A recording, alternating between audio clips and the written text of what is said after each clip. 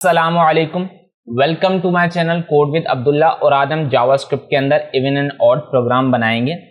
और ये even and odd programme हमने जो पिछली वीडियोस में लूप्स के कॉन्सेप्ट समझे और इफ एल्स स्टेटमेंट के जो भी हमने कॉन्सेप्ट समझे हैं उस हवाले से ही उन दोनों को जो है ना मिक्स करके उन दोनों के कॉन्सेप्ट्स को मिलाकर हम इवन एंड ऑड का प्रोग्राम बनाएंगे। ठीक है, और उससे आपको अंदाजा हो जाएगा कि हम लॉजिकल कोड किस तरह लिखते हैं और जो लूप्स के कॉन्सेप्ट हैं और जो इफ या एल्स के आपके कॉन्सेप्ट है वो और क्लियर हो जाएंगे। ठीक है, और ये जो इवन एंड ऑड का प्रोग्राम होता है, चलिए पहले मैं आपको इंडेक्स यहाँ पे देखें। सबसे पहले मैंने एक फोल्डर बना लिया है ऑलरेडी इवन एंड ऑड नाम से। उसके अंदर 3 फाइलें, एक index.html की फाइल है जिसके अंदर सिंपली मैंने एक हेडिंग टैग दिया हुआ है, एक बॉयलर प्लेट जनरेट की हुआ एक हेडिंग टैग दिया हुआ है जिसके अंदर लिखा हुआ है इवन ऑड प्रोग्राम। ठीक है, एंड उसके बाद index.js की फाइल है जो कि बिल्कुल एम्प्टी और readme.md की फाइल है। अब देखें इवन एंड ऑड प्रोग्राम बनाने से पहले मैं आपको समझा दूं कि इवन क्या होता है और ऑड क्या होता है। ठीक है, इवन वो वैल्यूज होती हैं जो 2 से डिवाइड होकर जिनका आंसर 0 है। यानी कि अगर हमने एक वैल्यू 10 ली है और हम उसको 2 से डिवाइड कर रहे हैं तो 2 5 10। ठीक है, और उसका रिमाइंडर क्या बच रहा है आपके पास 0। ऐसी वैल्यूज जो 2 से डिवाइड होने के बाद जिनका रिमाइंडर 0 बचे वो आपका क्या होता है इवन।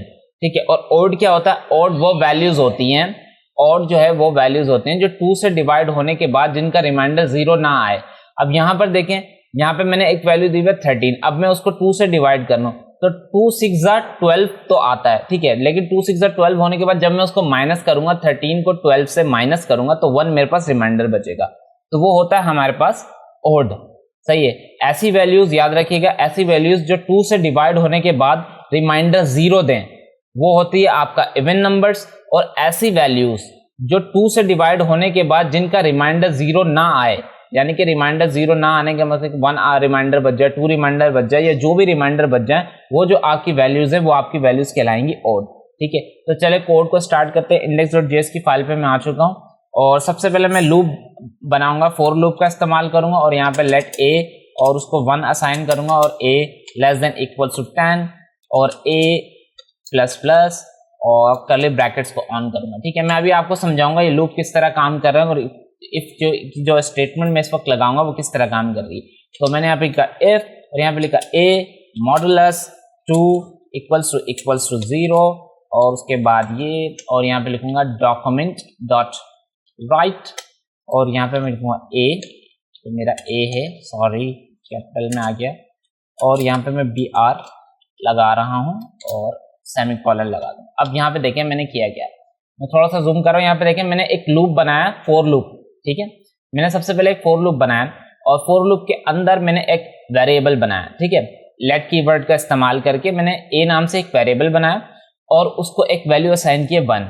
यहाँ पे मैंने बोला अगर मेरी a की जो वैल्यू है या तो वो लेस देन इक्वल्स हो, यानी कि या तो वो 10 से छोटी हो या 10 के बराबर हो, तब तक आपने इस लूप को कंटिन्यूसली चलाते रहना। यानी कि जब तक चले ये लूप, जब तक वो उसको 10 वैल्यूज नहीं मिल जाती। ठीक है, और उसके तब तक ये प्लस प्लस करता रहे, यानी कि जब तक आपकी a की वैल्यूज, यानी कि जब तक जो मेरी a की वैल्यूज है वो 10 तक नहीं पहुंच जाती तब तक ये लूप चल जाए। ठीक है, तो इस वक्त जो हमारा जो लूप चल रहा है वो 1 से लेकर 10 तक की वैल्यूज के दरमियान चल रहा है। ठीक है, यानी कि आप समझ लीजिए कि हमारा जो लूप है वो 1 से लेकर 10 तक की काउंटिंग हमें प्रोवाइड कर रहा है। ठीक है, अच्छा उसने 1 से लेकर 10 तक की काउंटिंग हमें प्रोवाइड कर दी लूप ने। इतना कॉन्सेप्ट आपको समझ आ गया जो ऊपर लूप चल रहा है। उसके बाद यहाँ पे देखो मैं बोल रहा हूँ इफ a, अगर मेरे लूप के अंदर की जो वैल्यू आ रही है, जो लूप से मेरे पास इफ के अंदर जो वैल्यू आएगी, सही है, जो लूप से मुझे वैल्यू मिल रही है, अगर यहाँ पे देखिए मैंने मॉडुलस का साइन इस्तेमाल किया। पिछली वीडियोस अगर आपने मेरी देखी हो तो वहां पे मैंने जितने भी हमारे कॉन्सेप्ट हैं, एडिशन सब्ट्रैक्शन मॉडुलस जो भी कॉन्सेप्ट होते हैं वो सारे मैंने पिछले वीडियोस के अंदर समझाए। ठीक है, तो आप वो वीडियोस लाजमी देखिएगा। अच्छा यहाँ पे मैंने लिखा a, अगर मेरी लूप के अंदर जो मेरी वैल्यू आ रही है, लूप से जो वैल्यू आ रही है मेरे इफ स्टेटमेंट के अंदर, अगर वो 2 से डिवाइड होती है, मॉडुलस का साइन इसलिए लगा ताकि रिमाइंडर बताए। ठीक है, अगर मैं बोला मेरी लूप से जो वैल्यू आ रही है इफ के अंदर, अगर वो 2 से डिवाइड होने के बाद उसका रिमाइंडर 0 बचता है, तो आप ऐसा करो डॉक्यूमेंट डॉट राइट में a को प्रिंट करो और यहाँ पे देखिए br इसलिए लगाया ताकि वो 1 by 1 आए, यानी कि एक के नीचे एक आए। तो यहाँ पे आने के बाद मैं सबसे पहले अपनी जावास्क्रिप्ट की फाइल को भी अटैच कर लूँ, तो script और src सोर्स, और यहाँ पे मैं index.js के नाम से मैंने अपनी फाइल को अटैच कर लिया। और उसके बाद मैं यहाँ पे राइट क्लिक करूँगा, और राइट क्लिक करने पहले मैं इसको काट देता हूँ, और यहाँ पे मैं राइट क्लिक करने के बाद मैं यहाँ पर आऊँगा ओपन विद लाइव सर्वर करूँगा। ओपन विद लाइव सर्वर के बाद देखें यहाँ पे देखें उसने वो वैल्यूज हमें प्रोवाइड कर दी जो 2 से डिवाइड होने के बाद जिन जिन वैल्यूज को हम 2 से डिवाइड कर सकते थे और उनका रिमाइंडर 0 आ सकता था। ठीक है, ये इस प्रोग्राम ने हमें वो वैल्यूज प्रोवाइड करी हैं जो 2 से डिवाइड हो सकती हैं और उनका रिमाइंडर 0 आ सकता है। ठीक है, तो उसने हमें किया 2 4 6 8 10, 2 1 2 रिमाइंडर बचा 0, 2 2 4 रिमाइंडर बचा 0, 2 3 6 रिमाइंडर बचा 0, 2 4 8 रिमाइंडर बचा 0, 2 5 10 रिमाइंडर बचा 0। ठीक है, इतनी बात समझ आई।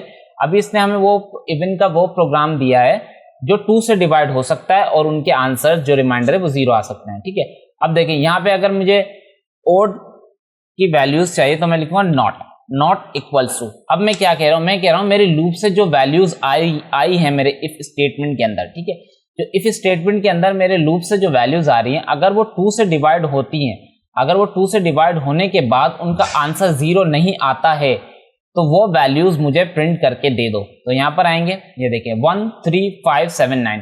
अब इसने हमें ऐसी वैल्यूज दे दी जो 2 से डिवाइड होने के बाद जिनका रिमाइंडर 0 नहीं आ रहा है। अब देखिए 1 को आप 2 से डिवाइड करेंगे, क्या रिमाइंडर 0 आएगा? नहीं।